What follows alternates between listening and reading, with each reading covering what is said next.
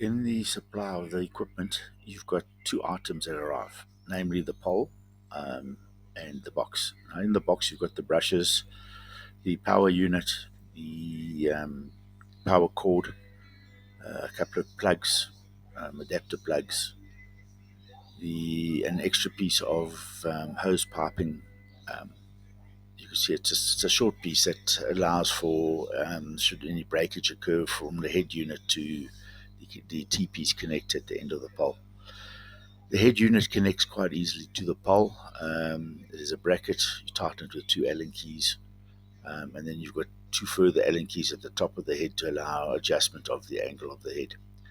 The brushes, as you can see in the video, come pushed into each other. They mark left and right, which makes it easy just to spin them onto the heads.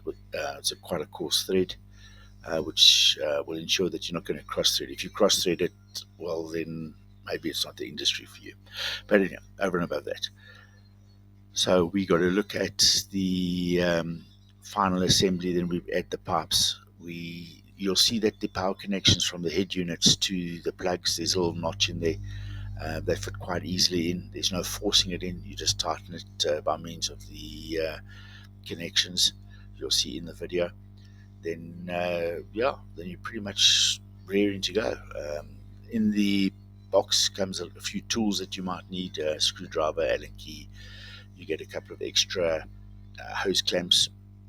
You'll also see that I've used the 8mm to 13mm adapter along with the hose. So at the end of the pipe that comes with it, there's a little tap um, that you need to use the adapter. We don't have an 8mm hose available in the country, so we got 12.5 to 13mm hoses available. So that's what you're going to need your water supply.